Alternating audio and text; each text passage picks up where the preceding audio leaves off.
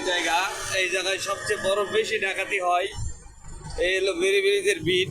এই বিটে সবচেয়ে বেশি আপনার যখন গাড়ি স্লো করবেন, কিশোরগঞ্জ যাইতে বেলি ব্রিজ মানে জেলখানা মোড়ের পরে যে বেলি ব্রিজ দুটো বিট আছে, এই বিট দুটো যখন স্লো করবেন গাড়ি, এই জায়গায় ডাকাতি হওয়ার সম্ভাবনা বেশি। কারণ এই জায়গায় গাড়ি ঠেক দেয় অনেক সময়, বেশিরভাগ সময়। আর প্রশাসনের লোকজন থাকে এখন, আর ওই রকম আগের মতো আর ঠেক টুক দেয় না। তারপর আপনারা সবাই সাবধানে চলবেন।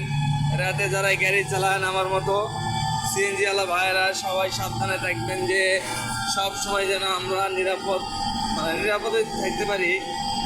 সব জায়গায় যাত্রী উঠাবেন না, স্ট্যান্ড ছাড়া কোনো যাত্রী নেবেন না। কারণ স্ট্যান্ড ছাড়া যে যাত্রীগুলো ওটা বেশিরভাগই ঢাকা ছিনতাইকারী হয়ে থাকে। দেখেন এখানে ওখানে সব জায়গায় কিন্তু দুইজন একজনকে দাঁড়ায় আছে, মূলত এগুলাই কিন্তু ছিনতাইকারী উদ্দেশ্য দাঁড়ায় থাকে। কেউ কোনো নিরিবিলি জায়গা থেকে যাত্রী উঠাবেন না যারা রাতে গাড়ি চালান। আর আপনারা যাত্রী ভাই বোন সবার উদ্দেশ্যে বলতেছি, আপনারা স্ট্যান্ড ছাড়া কোনো গাড়িতে উঠবেন না রাইতে। স্ট্যান্ড ছাড়া কোনো গাড়িতে উঠবেন না, কারণ স্ট্যান্ড ছাড়া যেগুলো গাড়ি আসে সেগুলো মূলত বেশিরভাগই ছিনতাই করার উদ্দেশ্যেই আসে। যে নিরিবিলি জায়গায় গাড়ি কিন্তু ভালো গাড়ি ড্রাইভার যাত্রী ওঠায় না নিরিবিলি জায়গায় রাস্তা থেকে। যারা মেন উদ্দেশ্য গাড়ি চালায় রাত্রে রুজি রোজগার করে, যারা ড্রাইভার আছে ড্রাইভার ভাইয়েরা কিন্তু আজ 12টার পর থেকে কোনো জায়গায় স্ট্যান্ড ছাড়া যাত্রী উঠায় না। আর ভালো জায়গায় যাত্রী স্ট্যান্ড ছাড়া ওঠে না। দুই একজন হয়তো বিপদে পড়ে থাকে, কিন্তু তারা হয়তো বোঝে না যে স্ট্যান্ড ছাড়া গাড়ি দাঁড়াবে না।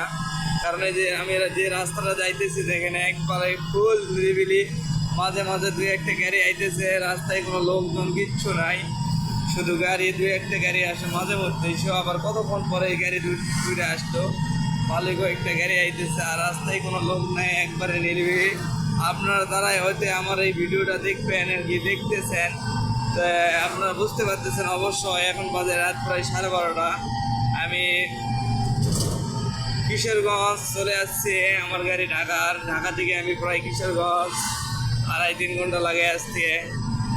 আমি এখন এই ভিডিওটা ফুটেজটা দেখাইতেছি কিশোরগঞ্জ জেলখানা মোড় থেকে বরফুল পর্যন্ত। আপনারা দেখতে থাকেন এই জায়গাটা কত বড় নিরিবিলি একটা জায়গা। রাস্তা কিন্তু ফাঁকা একবারে, কিন্তু জেলখানার মোড়ের আশেপাশেই কিন্তু ছিনতাই হওয়ার লক্ষ্যটা থাকে সবচেয়ে বেশি।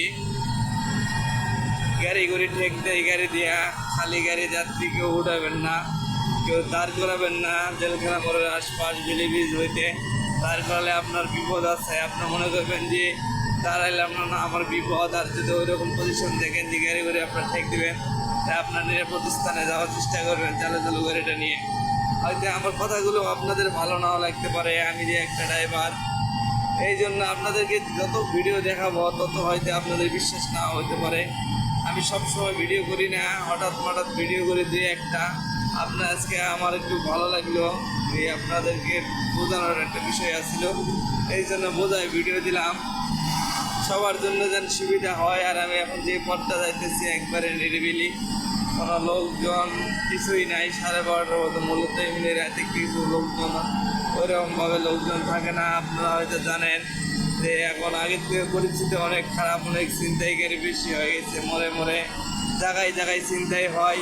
কে ছিনতাইকারী কে ভালো মানুষ বোঝার কোনো উপায় নেই। হয়তো আপনারা যারা আমার ভিডিওটা দেখতেছেন, আমার কথাগুলো হয়তো খারাপ লাগতে পারে, কিন্তু হয়তো আপনারা বুঝতেছেন না যে আমি কী বলতে চাইতেছি আর কি বুঝাচ্ছি।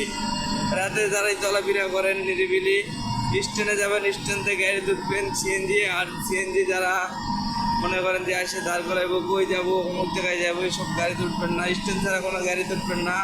আর যাত্রী ভাইয়েরা স্ট্যান্ডে যায় সিএনজি চড়ে, যারা দূরপাল্লায় চলাচল করেন যাবেন, কাছের গুলোও না। স্ট্যান্ড ছাড়া গাড়িতে ওটা একবারে যাবো না 12টার পর, কারণ বেশিরভাগ চিন্তাই হয় সিএনজিতে। ইদারিং শোনা যাচ্ছে। আপনারা হয়তো আমার কথায় যাই মনে করেন না কেন, সবাই সাবধান হয়ে থাকবেন। আসসালামু আলাইকুম।